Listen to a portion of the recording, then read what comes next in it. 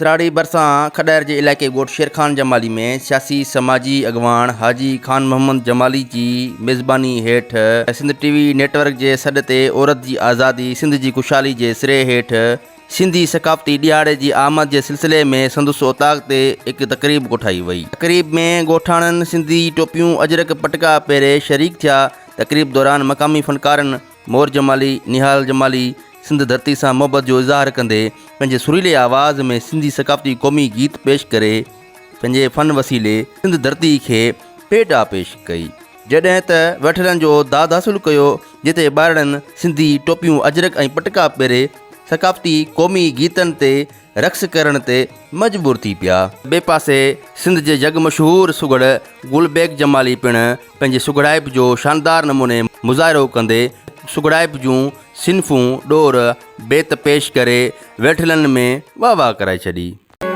ही सिंध असांजी माउ आहे को धारियो असांजो भाव नाहे। ही सिंध असांजी माउ को धारियो असांजो भाव नाहे। को धारियो असांजो भाव नाहे। को धारियो असांजो भाव नाहे। को धारियो असांजो भाव नाहे। ही सिंध असांजी माउ को धारियो असांजो भाव नाहे। सिंध असांजी माउ आहे को धारियो असांजो भाव नाहे। कभी सिंध जी सफ़ाई निहाल चवे। कभी सिंध जी सफ़ाई निहाल चवे। कभी सिंध जी सफ़ाई निहाल चवे। कभी सिंध जी सफ़ाई निहाल चवे। वेरनि खे को वाओ आहे को वेरनि खे को आहे वेरनि खे को त वाओ आहे। हीअ सिंध असांजी माउ को धारियो असांजो भाव नाहे। ही सक़ाफ़ती ॾियारो असां हर साल ईद जीअं मल्हाईंदा आहियूं ऐं सिंध टीवी वारनि जा असां थोराइता आहियूं। हीउ ॾियारो असां वॾे पुरजोश ऐं ईद वांगुरु मल्हाईंदा आहियूं ख़ुशी में ऐं हर साल इंशाअल्लाह मल्हाईंदा रहंदासूं। सिंध असांजी अमड़ आहे माउ आहे ऐं सिंध सां हर हाल में गॾु आहियूं।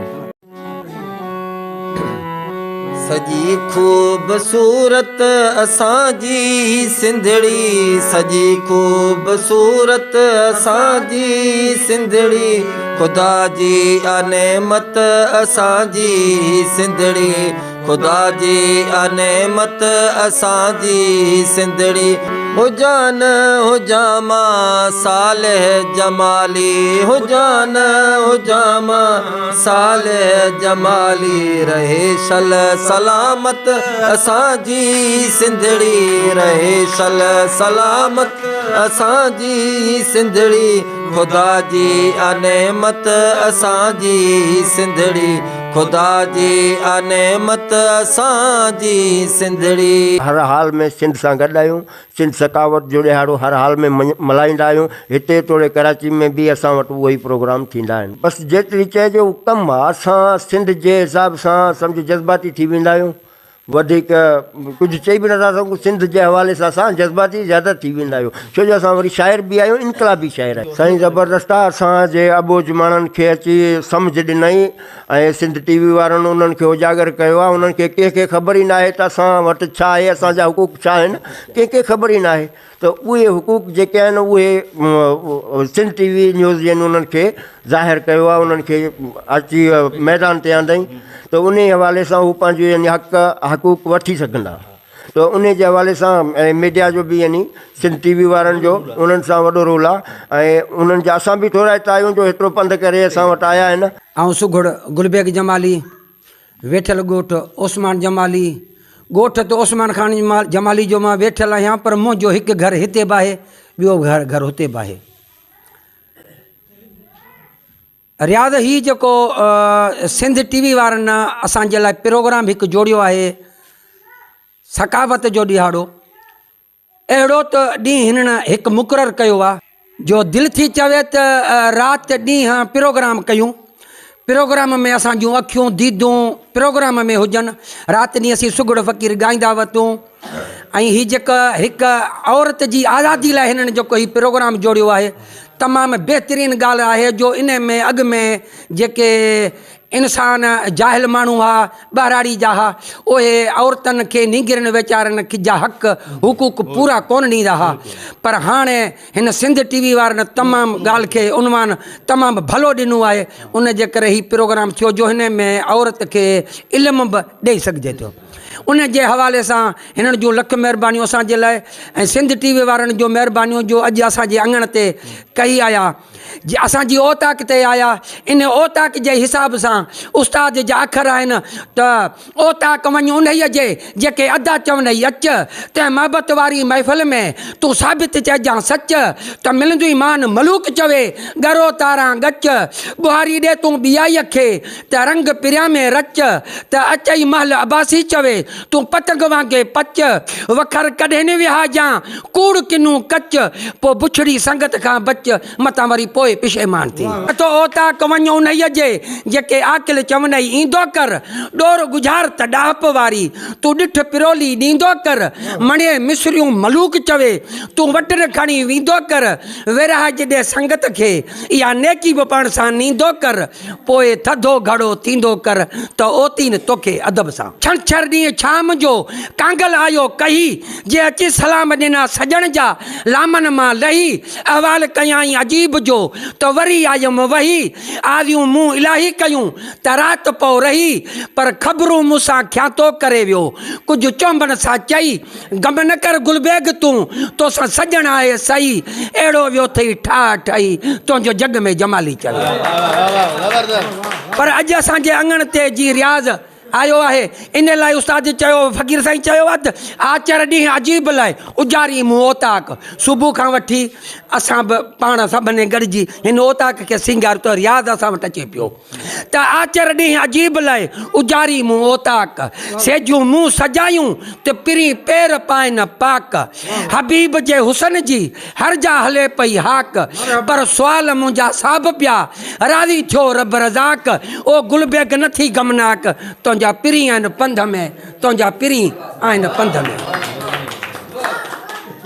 बाक़ी सकावत जे हिसाब सां असांजो हीउ जेको ॾिहाड़ो आहे असां तमामु पुरजोश सां 12 महीने त मल्हाईंदा आहियूं पर हिन दफ़े मुंहिंजी मर्ज़ी दिलि मुंहिंजी ईअं थी चाहे त सॼो महीनो असांखे जेकर ॾींहुं त ऐं सॼो महीनो सकावत जो ॾिहाड़ो इहो प्रोग्राम कयां सिंध टीवी अजरक जा प्रोग्राम मां कंदो रहां मुंहिंजा रियाज़ वारा भरंदा रहनि इन में फ़क़ीर साईं जा गुफ़्त आहिनि त उथो सिंधी सिंध जा इहो सिंध वारनि जो ऐलान थई पाए हलो टोपी अजर कपटको जंहिंजो मौला कयो मान थई उथो सिंधी सिंध जा इहो सिंध वारनि जो ऐलान थई उथो सिंधी सिंध जा इहो सिंध वारनि जो ऐलान थई पाए हलो टोपी अजर कपटको जंहिंजो मौला कयो मान थई उथो सिंधी सिंध जा इहो सिंध वारनि जो ऐलान थई सकाफ़त जो ॾिहाड़ो मोहबत साण मल्हायो जेकी मेर रखनि था मन में तन खे जाॻायो मां दुआ थो कयां इनशाला साला सिंध आहे जेका 7000 साल रही आई आहे क़दीम सिंध खां वठी 7000 सालनि जूं ॻाल्हियूं आयूं आहिनि तारीख़नि में सिंध अञा बि अॻिते आहे ऐं हींअर बि इनशाला ताला के 7000 के 17000 के 27000 साल अञा सिंध हलंदी ऐं सिंध जीए बि पई जीअंदी बि पई ऐं जोधा जवान पैदा थींदा वेंदा सिंध जी ख़िदमत कंदा वेंदा सघे थो कंहिं पसमांदा कंहिं जाइ में कंहिं औरत सां इहो माटे जी माउ वारो सुलूक रखियो वञे त उन खां माण्हू इनकार करे नथो सघे मुंहिंजो पंहिंजूं नियाणियूं पढ़नि थियूं हींअर सुठनि हिकु ॿ उस्ताद बि आहिनि ऐं नौकरी बि कनि पियूं ऐं डॉक्टरियाणियूं बि आहिनि ऐं ॿियूं जेके किकियूं आहिनि मुंहिंजूं पोटियूं या ॾोटियूं इहे पढ़नि थियूं इनशाला ताला उन्हनि खे बि डॉक्टर कराईंदासूं इहो मुंहिंजो वाइदो आहे ऐं औरत आज़ादु आहे औरत खे हिन वक़्तु आज़ादी मिलण बि खपे हिन वक़्तु औरत ते तशदुद या छा हो मां पहिरें अर्ज़ु करे चुको आहियां त कंहिं पसमांदा जाइ ते को किथे दूर दराज़ कंहिं इलाइक़े में को हुजे त मां मञा थो बहरहाल औरत हींअर आज़ादु मां शुक्रगुज़ार आहियां पंहिंजे भाउ जो सिंध टीवी वारनि जो जेकी असांजे उतां अॻिते कई आहे। मां हितां जो लोकल ज़मींदार आहियां ऐं जेतिरे क़दुरु मूंखे पंहिंजी ज़मीन जीजल मां सम्झंदो आहियां, एतिरे क़दुरु पूरी सिंध जे सरज़मीन खे मां जीजल मां सम्झंदो आहियां। अॼु जेको सिंध टीवी वारनि प्रोग्राम कयो आहे औरत जे आज़ादी जे हवाले सां, त मुंहिंजो जेको ख़्यालु आहे त असांजे इन ग़रीब ॻोठ मां अॼु असांजूं अदड़ियूं क़ाइदेवाम यूनिवर्सिटी नवाबशाह, PMC नवाबशाह ऐं जामशोरे में डॉक्टर बि आहिनि ऐं असांजा सिंधी जेकी नौजवान आहिनि उहे माशाल्लाह सुठे नमूने सां हेल्प कनि पिया उन्हनि जे तइलीम जे लाइ। सिंध टीवी वारनि जा असां अहसानमंद आहियूं, शुक्रगुज़ार आहियां सिंध टीवी वारनि जो। आज़ी जीअं नाइंसाफ़ियूं हींअर तमामु घटि आहिनि, हींअर असांजी औरत माशाल्लाह आज़ादु आहे, हीअं असांजी औरत हींअर लिखियलु पढ़ियलु आहे। पाकिस्तान जो वज़ीर आज़म बि औरत रही आहे, मोहतरमा बेनज़ीर साहब आहे, या असांजे क़ौमी असेंबली में बि औरत स्पीकर बि रही आहे, हुन में औरत आज़ादु आहे ऐं औरत खे अञा बि आज़ादी मिलणु खपे। हुनजा जेकी जाइज़ हुक़ूक़ आहिनि उहे उनखे वालिदैन खे मां गुज़ारिश कयां थो त उन्हनि खे पंहिंजा हक़ ॾियो ऐं उन्हनि खे तइलीम जे ज़ेवर सां नवाज़ियो।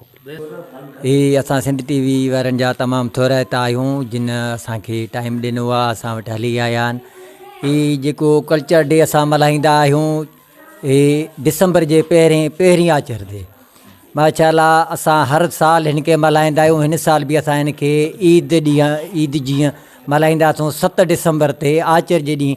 आचर जेको थींदो हिन ते 7 डिसंबर ते इंशाअल्लाह ताला सॼे सिंध में असां हिन खे मल्हाईंदासूं। हिन दफ़े जेको हिननि उनवान ॾिनो आहे औरतुनि जी आज़ादी या औरतुनि जा जेकी हक़ आहिनि, सिंध जी ख़ुशहाली, इंशाअल्लाह ताला औरत जे बारे में जेकॾहिं असां ॻाल्हायूं, औरतुनि खे हक़ ॾियणु खपनि, उन्हनि खे तइलीम ॾियणु खपे, उन्हनि खे सियासत में हिसो ॾियणु खपे, उन्हनि खे ज़मीन में हिसो ॾियणु खपे।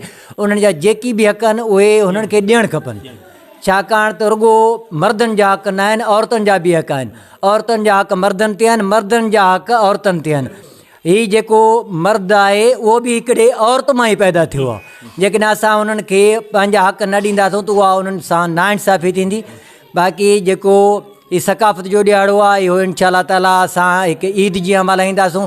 जीअं ईद उल फितर जो असां 30 ॾींहं इंतज़ारु कंदा आहियूं, असां रोज़ा रखंदा आहियूं हिन ईद जे लाइ, त हिन खे बि असां महीनो खां बि वधीक सालनि जे पुठियां ईंदो आहे त साल असां हिन जो इंतज़ारु कंदा आहियूं त वरी हीउ ॾियारो कॾहिं ईंदो जो असां हिन खे वरी मल्हायूं। असां हिन दफ़े बि हिन खे मल्हायो आहे, मां पंहिंजे स्कूल में बि मल्हायो आहे, एज़ ए टीचर मल्हायो आहे ऐं हिन दफ़े बि इंशाअल्लाह ताला मल्हाईंदासूं।